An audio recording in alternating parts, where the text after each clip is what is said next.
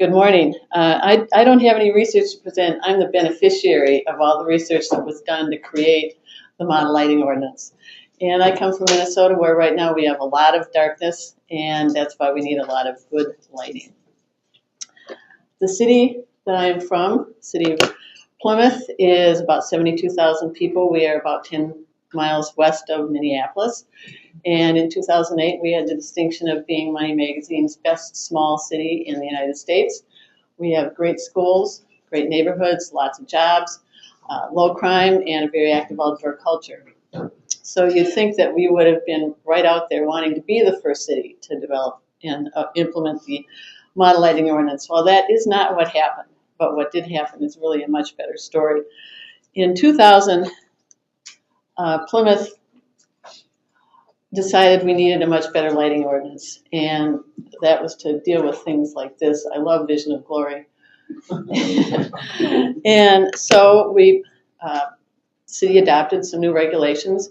At the same year, the city adopted a new upscale grocery-entered center that was across the street from an equally upscale neighborhood. And this was the first application of our brand new lighting regulations. And unfortunately, there was a mistake made in determining roof height that had a kind of a domino effect. What happened is the light poles became higher than the regulation allowed. It made the light that the neighbor saw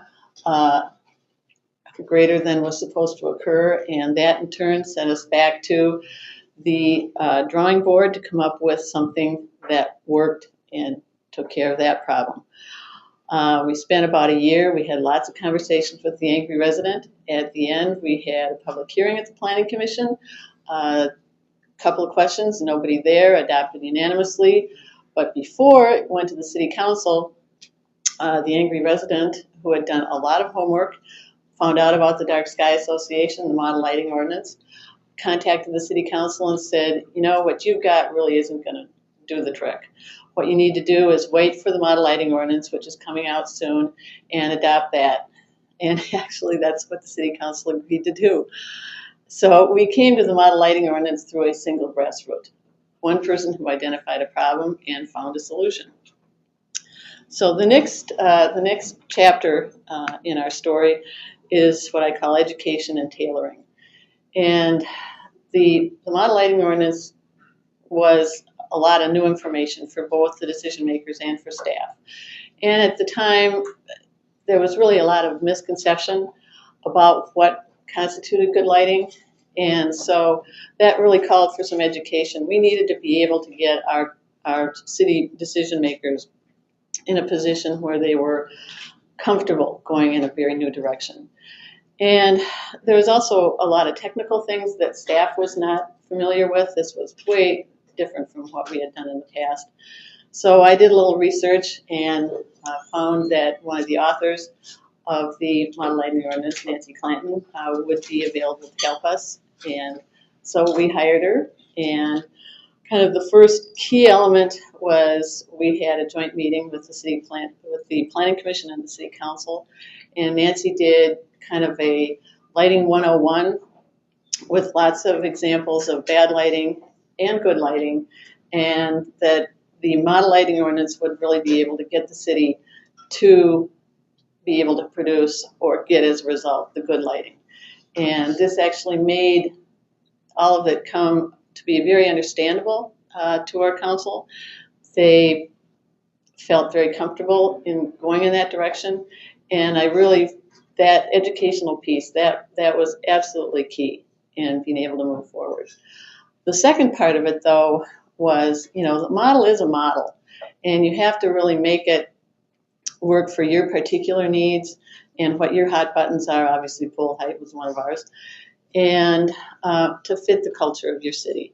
So let me just go over a couple things that we did. First of all, lighting zones.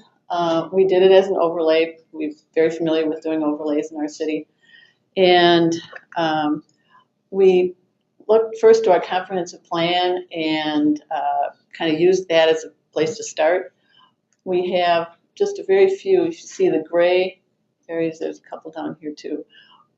We have few small areas where we really don't need any ambient light. Those are all city-owned open space. And then if you look at the brown areas, these are all brown areas, but the property lines are close together. These are all our low-density residential neighborhoods. That's the next zone. And then we have some major highways running through our city. That's where you see the yellow, the greatest light. That's our commercial, industrial, and some of our institutional areas also are high-density residential. And you'll notice there's a few outlying yellow areas. We have some institutional areas that are actually guided that way. But as you'll hear a little bit later, some of our churches and schools are actually guided for residential use. So it was very understandable for people to use these zones, the classes we had in place. We actually specifically relate to them in our table in the code. The lighting zone 1 is our living area 1, 2, 3, and so forth. So the next thing I want to talk about that we changed, we did add something that's not in the model regarding pole height. As I said, that sort of was how we got to this in the first place. That became something the council really wanted to see. Third area is when we had the joint meeting and Nancy talked about regulation of residential areas, the council said, you know, that's not really a problem that we have in town. Plus, at the time, there really were no kind of cutoff fixtures for single-family homes anyway. So even today, we have pretty minimal regulations there. We have a foot candle at the property line. We have some regulation for motion sensor lighting. And then being that we are sort of the home of the backyard hockey rink, we have recreational lighting standards for single-family or for residential areas. Another area that we did that's a little different, and I think I have a slide on that. Our council really embraced the idea of the model lighting ordinance, but they've been with the 0.5 foot candles at the property line for so many years, and they just couldn't quite let that go. And so we added that in. We kind of translated it into the different lighting levels. And it's really only in the code for enforcement purposes and kind of just that little comfort level. And in the almost 10 years that we've had the regulations in place, it's never been used. But when we recently updated them, we still included that just for that comfort level. So the next part I call living the dream, and the kind of lighting that has come out of with the new regulations. This is a big box anchored center that developed not long after we put them in place. This is the Hennepin County Library. And as you can see, I drove in the wrong, this is the emergency exit when I went and took that picture, and that's my illumination on the no parking sign. But if you actually look at the lights in the parking lot, they look pretty good. We had a pretty smooth, actually a very smooth transition to the model lighting regulations. You know, the application of it is really kind of a math exercise, and the lighting professionals that we work with in town just had a very minimal learning curve. We didn't really have any pushback from developers. I think one of the reasons we had a pretty smooth transition is we weren't dealing with individual residences. It was primarily with your institutional commercial developers and so forth. So the only kind of fixes along the way, we did find that with some of our churches in residential areas, that their lighting needs were a lot more like apartments, which were in a higher lighting zone, and many of them were isolated with highways and whatnot. And on a case-by-case basis, we have changed those to a higher zone. And we had kind of an additional fallback there because we do have a requirement for any light within 300 feet of a residential zone has to be house side shielded. And so with that, the council had no problem of changing the zone. And we've had no complaints as a result, so that's worked out very well. And everything has went along really very smoothly until LEDs. came into play. And that was a real problem for us because, the LED watts do not equate to the conventional lighting watts, and we no longer had a way to accurately determine site lighting limits. So after doing some research, we cycled back to Chapter 2 and contacted Nancy Clanton again, and she helped us get educated on lumens and bugs. And we just a couple weeks ago finished our public process. And I think I forgot to mention the first time we put actually got adopted the regulations. We went to the Planning Commission with no one there. Our angry resident was happy, so he didn't come, and nobody else did either. It was adopted unanimously. Same thing happened at the City Council. In fact, it was adopted on the consent list. So with our recent changes, back the same way, the Planning Commission had a couple of questions and then adopted or recommended the adoption unanimously. We went on to the City Council, and I'm just going to flip through a couple of these. At the City Council, it was on the consent list again, but we had a council member pull it off, and this is kind of our Mr. Plymouth council member.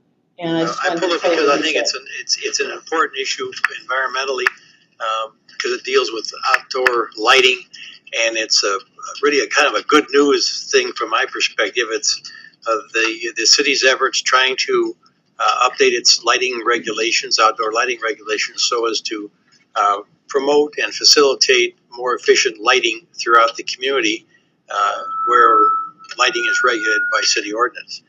And I think if we get a very brief explanation of it, because there's a host of new terms in here, but as those of you who shop for bulbs at your local hardware store, you find that you cannot get the normal incandescent lights 100 watts or larger anymore, as far as I know, and they're being phased out in lower wattage facility, or bulbs are being used, and essentially that's the kind of direction we're taking here with this ordinance. And I just have the staff give a brief explanation of that.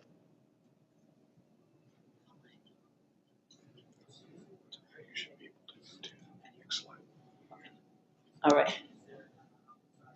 You're having a problem hearing? No. You could put your mic next to your speaker. Oh, over here? Okay. Is it okay now? Okay. All right. Okay, so yeah. It's not coming from us. Yeah.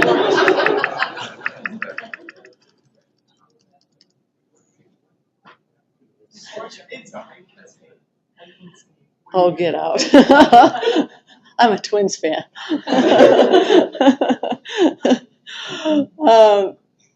Okay, so after Jim made his comments, I got up and talked about the fact that, now we would be able to put all of our lighting on an equal footing. We'd be able to deal with both conventional lighting and LED lighting.